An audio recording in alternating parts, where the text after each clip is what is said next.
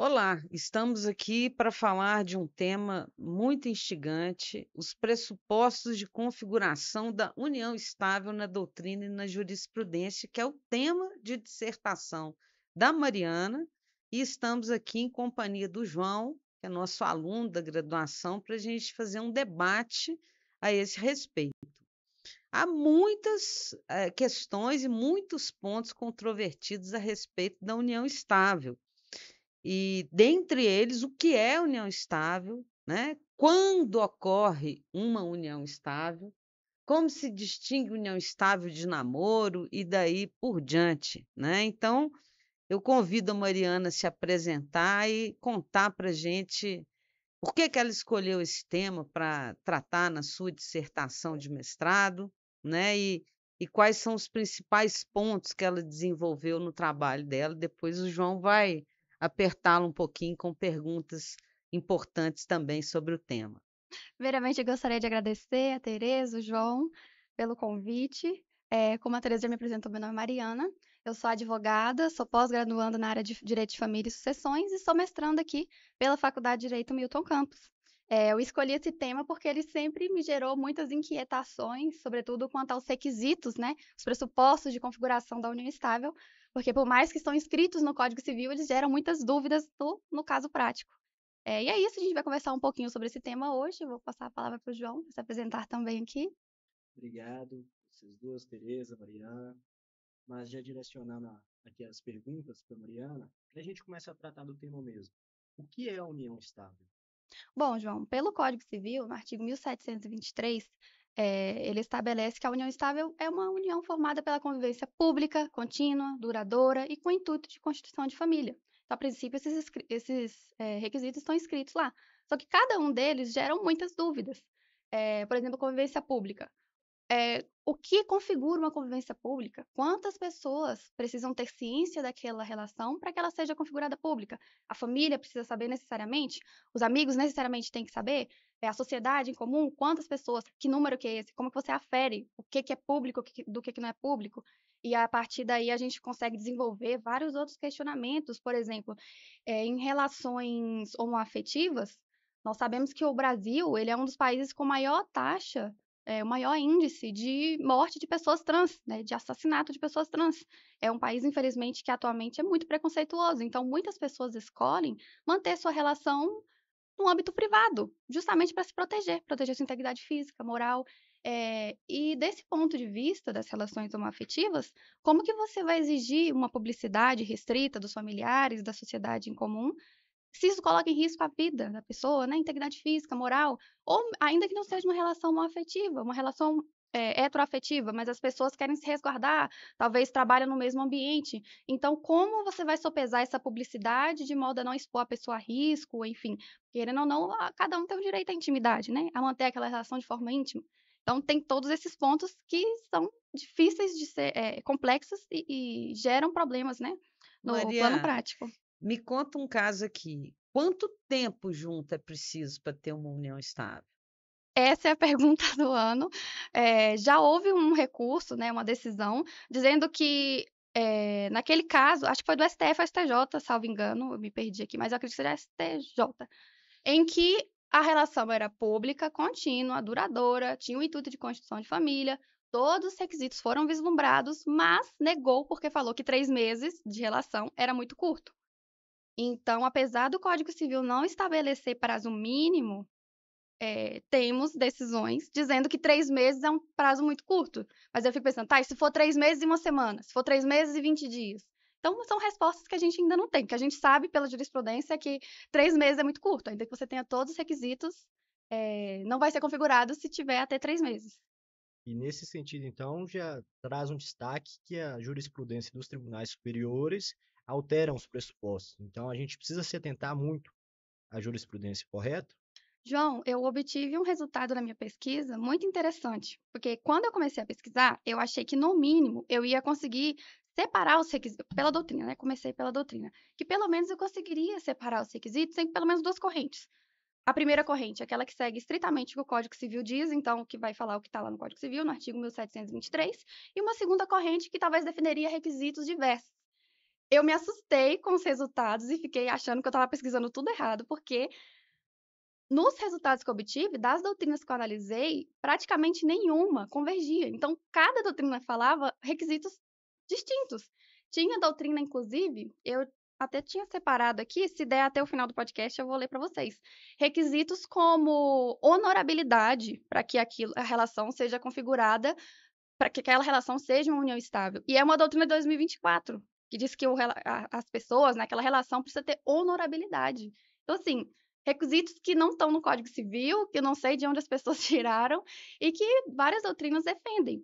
E aí, quando eu parti para a pesquisa jurisprudencial, eu analisei os tribunais. Como a união estável é um tema, né, que gera muito debate, então a doutrina brasileira, a jurisprudência brasileira, ela é muito ampla. Eu não consegui abarcar todos os tribunais do Brasil. E aí, para resolver esse problema da pesquisa jurisprudencial, que era impossível analisar mais de 10 mil julgados e trazer esses resultados numa dissertação de mestrado. E aí, o que eu escolhi de saída? Analisei os tribunais que eu acredito que sejam os mais relevantes, que me trariam resultados mais relevantes, que foram o Tribunal de Minas Gerais, o Tribunal de São Paulo e o Tribunal do Rio Grande do Sul. E desses tribunais que eu analisei o marco temporal foi de 2002, que foi de 2003, da entrada em vigor do Código Civil para frente. O que eu vi foi uma vasta variedade de requisitos que foram mencionados. Sobretudo, um dos requisitos que mais foram citados foi a coabitação. Só que a coabitação não é um dos requisitos que o Código Civil estabelece como requisito um pressuposto da união estável. Então, na doutrina a gente vê uma variedade, e aí a jurisprudência, como não tem muito doutrina específica, como não tem muita doutrina em determinado sentido, porque cada doutrina fala algo diferente, cada doutrina elenca requisitos distintos, a jurisprudência também varia muito nos requisitos. E a partir daí, né, a gente já comentou sobre o requisito da publicidade, a continuidade da relação, até que tem certa... A doutrina não vacila muito, né? O que é um relacionamento contínuo? Um relacionamento que não é intermitente, não fica termina e volta, termina e volta. Então, até que esse não gera tanto problema.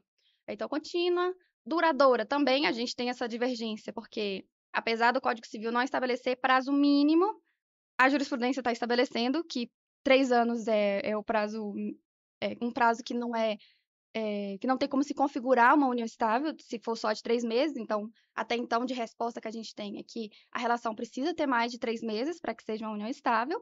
Tem até um projeto de lei, eu não estou com ele aqui fácil, mas que pretende estabelecer que a união estável ela seja configurada apenas após 2 anos de relação.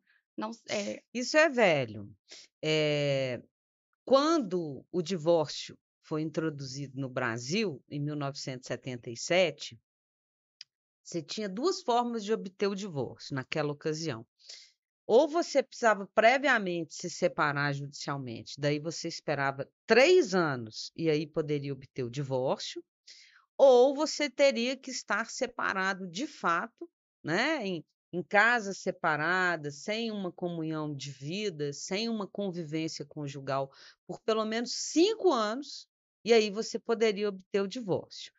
Quando entrou em vigor a Constituição de 88, ela reduziu esse prazo de 5 anos para 2, e o de 3 anos após a separação judicial para 1.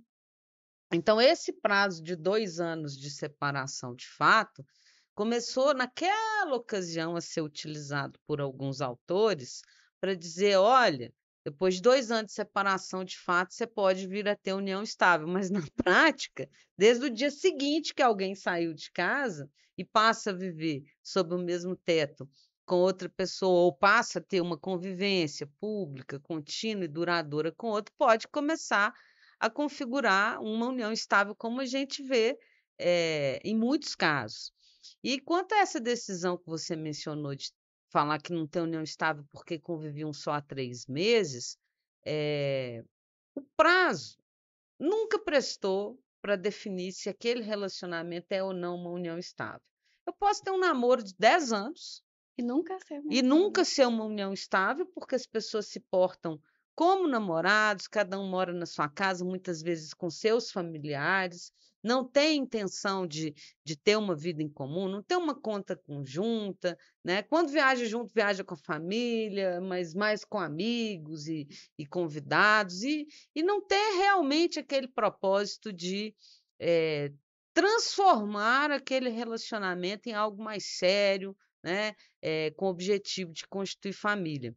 Como também você pode ter relacionamentos de curta duração Uhum. que tenham muito mais cara de união estável do que esses outros longevos, né? Então, por exemplo, se A e B, que são muito católicos, se casam perante a igreja ou que são evangélicos, enfim, professam alguma religião e se casam no religioso, convidam as famílias, dão uma festa para ter um marco daquela união e passam a viver juntos desde o momento seguinte a essa celebração, como se casados fossem, e daí a 1 mês ou 2 alguém sai para trabalhar, sofre um acidente e morre, você vai dizer que não era união estável, né? Tem todos os elementos para caracterizar a união estável ali, inclusive essa preocupação de comunicar para a sociedade através de uma cerimônia religiosa. Só não são casados porque não se casaram no civil,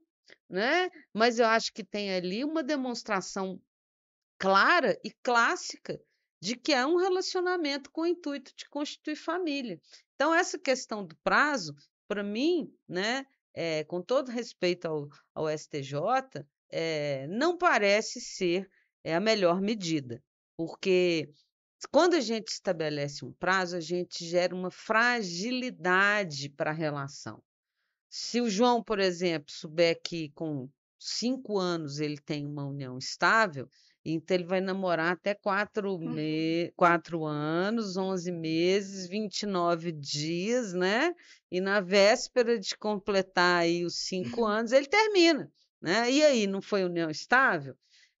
Então, eu acho que essa questão do prazo não é uma boa medida, não é um bom elemento para a configuração de união estável. O que você acha, João?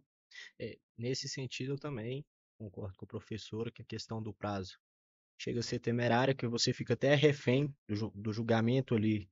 Às vezes os ministros que acham 3 meses não são suficientes, mas a gente, como já destacou aqui em um caso, não pode ficar refém deste prazo. Mas como eu não sou especialista na área, mas você fez uma menção na sua fala que eu fiquei curioso, Tereza, e eu gostaria que você e a Mariana tratassem sobre, que é a diferença da união estável do namoro qualificado. Se vocês duas puderem comentar, por gentileza. A Maria Helena Diniz, ela até brinca falando assim, tá, então se existe um namoro qualificado, então também existe a possibilidade de haver um namoro desqualificado? Ela brinca com essa expressão, porque ela é contra essa expressão, namoro qualificado. Enfim, o namoro qualificado, ele é um namoro. Ele não, a princípio seria isso, ele não é uma união estável por algum dos requisitos. Talvez o intuito de constituir família, porque eu acho que o ponto mais sensível de que diferencia uma relação, um namoro, de uma união estável, talvez seja esse, o intuito de constituir família, o desejo das partes de que aquela relação seja uma família. Eu concordo com a Mariana e vou além.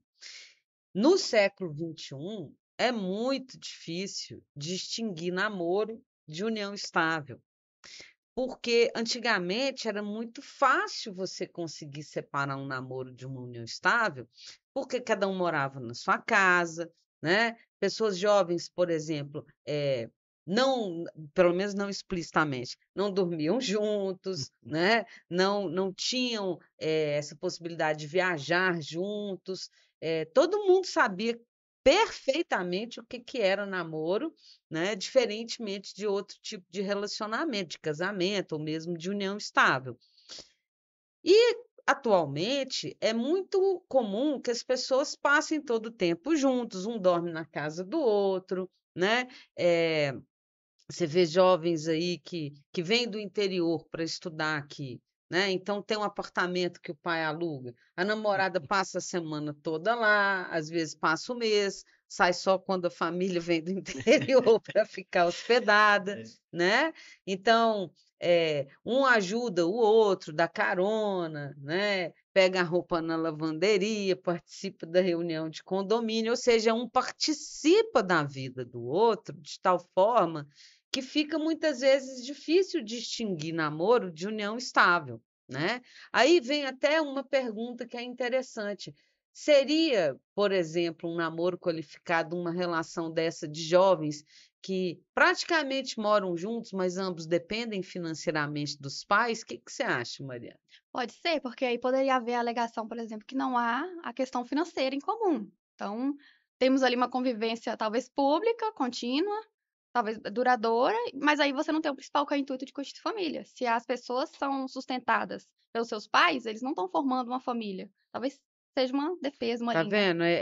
São muitas questões polêmicas, porque você tem essa situação com alguma frequência, de adolescentes, por exemplo, de 16, 17 anos, a menina fica grávida, eles praticamente começam a viver juntos, mas são sustentados pelos pais. E aí, vai ter ou não uma união estável? E eu tenho colegas hoje que já vivem junto com a namorada, inclusive aqui em Belo Horizonte, né? Então, se for levar os pressupostos, já estão cumpridos, né? Já seria a união estável. Uhum. É bem Mas comum, por exemplo, para dividir as contas. Às vezes são duas pessoas do interior, às vezes até dividem as contas, mas não tem o intuito de constituir família, não se apresentam como marido e mulher, se apresentam como namorados. Esse, inclusive, é um dos pontos bem citados na jurisprudência. Se as pessoas se apresentam como casal, como marido e mulher, ou se apresentam como namorados. e a questão da publicidade, né? Igual você mencionou, e esses namorados de hoje em dia, você abre a rede social, é um pisco e uma foto com o namorado, com a namorada. Mas também prosseguindo, uma questão que me chamou a atenção, que a gente sempre estuda bem aqui na Milton Campos, é a questão do planejamento patrimonial. Eu gostaria de você falasse um pouco, Mariana, sobre os impactos da união estável no planejamento patrimonial, se é algo que pode ser feito juridicamente para prevenir, para evitar os desafios e consequências da realização. Uhum. Impacta diretamente, né? Porque na união estável, no namoro, você não tem partilha de bens, você não tem bens em comum. Já se uma vez configurada a união estável, já existe regime de bens ali, e o regime de bens supletivo é o da comunhão parcial. Então, se houver qualquer dúvida se a relação que você está vivendo é uma união estável, é necessário que você procure um advogado para fazer um planejamento patrimonial, porque você pode acabar dividindo bens que você nem sabia que estava com a união estável e acabar, né, sendo configurada a união estável e tendo que haver partilha de bens. Então, dentro do planejamento patrimonial, existem várias ferramentas, né, que podem auxiliar. A Tereza também atua nessa área. O que você tem para dizer para a gente sobre essas ferramentas, sobre a holding, sobre contrato de namoro? Olha, eu e o professor Felipe Quintela escrevemos um texto que foi publicado numa obra coletiva, até com o prefácio da ministra Nancy Andrighi do STJ, em que a gente propõe o contrato de namoro como pacto anticonvivencial. Ou seja, as pessoas declaram que elas possuem naquele momento uma relação de namoro, que, portanto, naquele momento não possuem objetivo de constituir família, mas que, caso no futuro esse relacionamento ele convirja para se tornar uma união estável, ele venha a ser reconhecido como uma união estável, desde já, obedecendo à lei, manifestam por um contrato escrito a escolha de um regime de separação total de bens. Não deixa de ser um instrumento de planejamento patrimonial. Se eu for casar, eu vou fazer um pacto antenupcial. Se, por outro lado, eu estou só namorando, mas é um relacionamento dúbio, né? Eu tenho dúvida se em algum momento ele vai ou não virar uma união estável, posso fazer um documento dizendo: olha, hoje, nessa data que eu estou aqui assinando, é um namoro. Se para frente virar união estável, temos aí já a manifestação de escolha de um regime de bens.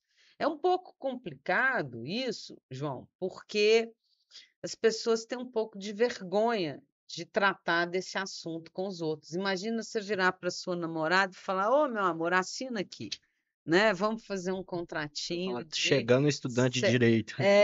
separação total de bens. Qual é seu CPF, né? Para que você quer? E aí, Mariana, o que você acha desse contrato de namoro? Eu acho que é uma excelente saída, uma excelente ferramenta para auxiliar nessa questão do planejamento patrimonial, para desde já escolher, porque igual você falou, quando você vai casar, Se você pretende escolher, né, eleger um regime de bens diferente do comunhão parcial, você faz um pacto antinupcial. Mas no caso da união estável, como ela se configura ali para uma situação de fato, você nem sabe qual que é o momento exato, o dia, a hora que passou a ser uma união estável. Então, esse contrato ele te auxilia, porque a partir do momento que se tornar, caso seja ou caso não seja, a partir do momento que aquilo se torne uma união estável, você já tem ali um documento para te resguardar. Eu acho que é uma excelente saída. E sobre todos esses pressupostos que nós já tratamos, da jurisprudência, da própria planejamento patrimonial, se vocês duas pudessem trazer algum caso emblemático, algum destaque que envolva a união estável. Olha, tem um até bem simples, mas bastante emblemático, próximo disso que eu acabei de falar aqui, que o brasileiro é o rei do jeitinho, né? Então, certa ocasião, um cidadão me procurou muito desesperado, porque ele namorava havia cerca de 3 anos e alguma coisa, com uma moça que era colega dele no serviço. E eles trabalhavam nessa empresa que resolvia, de tempos em tempos, premiar os funcionários que conseguissem bater algumas metas. E nesse caso específico, esse rapaz ele ganhou o prêmio que consistia em um fim de semana num resort no Nordeste, com direito a um acompanhante, desde que fosse cônjuge ou companheiro. E aí a namorada dele falou assim: ah, escreve lá que eu sou sua companheira, que é só para a gente ganhar a viagem. E ele foi com a letrinha dele, pegou o formulário lá que a empresa exigia e declarou que a fulana era companheira dele. Fizeram a viagem, voltaram, cada um voltou para sua respectiva casa, eles não moravam juntos. Até então eles eram namorados, né? Ou ele achava que continuava sendo namorado.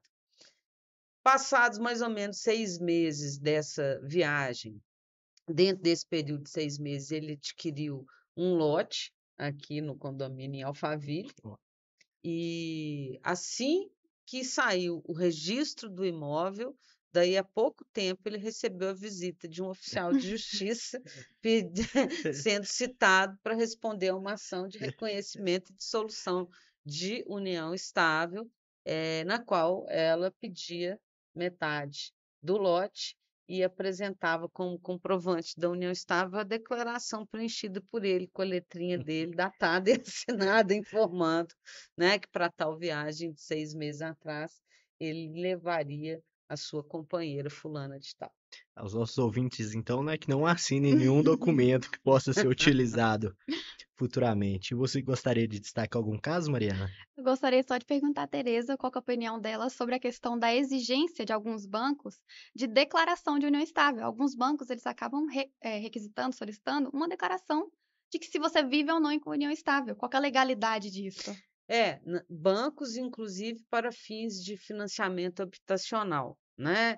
Então, você vai. Aconteceu isso comigo, inclusive, há pouco tempo. Eu fui vender um imóvel, o adquirente fez um financiamento junto a um banco, e aí o banco queria que eu declarasse se eu tinha ou não união estável. Eu respondi basicamente: não é da sua conta, né? E aí, com um colega meu aconteceu o seguinte: eles pediram que ele declarasse que tinha união estável. Aí ele declarou: tenho união estável. Aí eles queriam que ele declarasse com quem indicasse os dados da pessoa, né? E apresentasse um documento de reconhecimento da união estável. Aí ele me procurou, eu falei: olha, isso é absolutamente ilegal, né? O Código Civil, como a Mariana já falou, no 1723 diz que união estável é convivência pública contínua, duradoura, com objetivo de constituição de família, nada além. Não há exigência de nenhum documento complementar para a configuração da união estável, e mais ainda, o 1725 diz que, salvo documento escrito em contrário, você tem o regime da comunhão parcial de bens.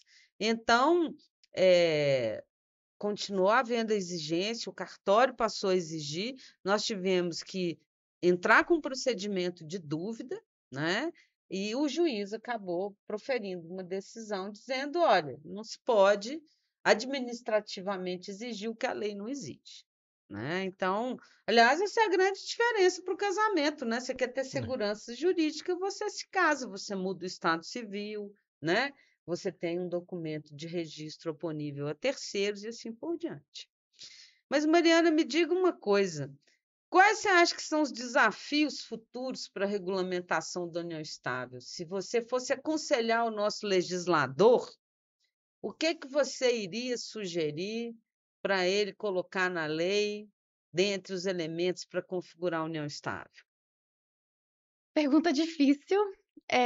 Mesmo depois de escrever uma dissertação de mestrado, eu realmente acreditei que, ao final, eu teria essa resposta. E até mesmo depois de estudar, pesquisar a doutrina, pesquisar a jurisprudência, analisar cada um dos requisitos, eu ainda me vejo com muitas dúvidas sobre, tá, então a gente tem problemas nos requisitos da forma como o Código Civil está hoje. Qual que é a minha, né, solução para isso?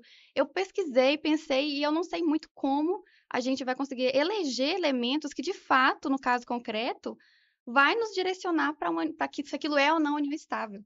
Né? A gente tem a questão da publicidade, que gera problemas, tem a questão do marco temporal, que a jurisprudência às vezes, né, escolhe 3 meses como marco temporal que não gera união estável, mas isso não né, pelo que a gente conversou, fica muito complicado você dizer que 3 meses é ou não união estável.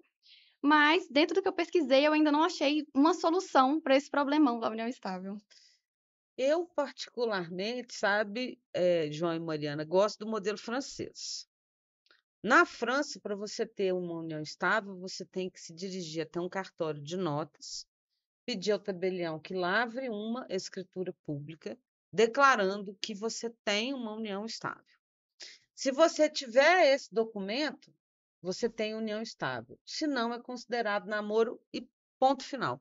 E isso é amplamente divulgado, todo mundo sabe disso, né? O PACS, Pacto Civil de Solidariedade, lá do direito francês. Então, ou você namora, ou você, se quer ter uma união estável, vá a um cartório de notas, faça um documento, e aí você tem união estável, ou ainda se não quiser esse modelo e quiser se casar, você se case, né? No civil. Claro que você pode estabelecer a gratuidade para as pessoas que não têm recurso, e claro que haveria necessidade de uma ampla divulgação desse modelo para que a população pudesse, de fato, tomar conhecimento da exigência desse documento. Né? Não pode não ser perfeito, mas melhor você ter um modelo objetivo de configuração do que ficar refém dessa subjetividade que a Mariana nos lançou aí. Insegurança também, né? De saber ou não saber se você está em uma união estável. Exato, exato. Então, Mariana, faça suas considerações finais aí para nós. Gostaria de agradecer pela oportunidade de estar aqui hoje. Amei as ponderações da doutora Tereza, do João. E é isso, assim, a união estável ela gera diversos problemas, a gente está sempre discutindo, debatendo, e é isso. Gostaria de agradecer a professora Tereza, você, Mariana, parabenizar pelo estudo. A gente vê que realmente abordou todas as questões que abrangem a união estável. E vamos aguardar, né, para ver como é que fica essa construção, seja jurisprudencial, doutrinária, ou mesmo uma reforma do legislador, para ver se a gente vem com essa segurança, talvez como o modelo francês. Muito bem, agradeço demais a participação dos dois. Foi, né, um período muito feliz com essa conversa, esse debate tão importante, com tema tão controvertido. A gente tem como conclusão mais dúvidas do que respostas, É isso. né? Mas estamos aí. Um abraço.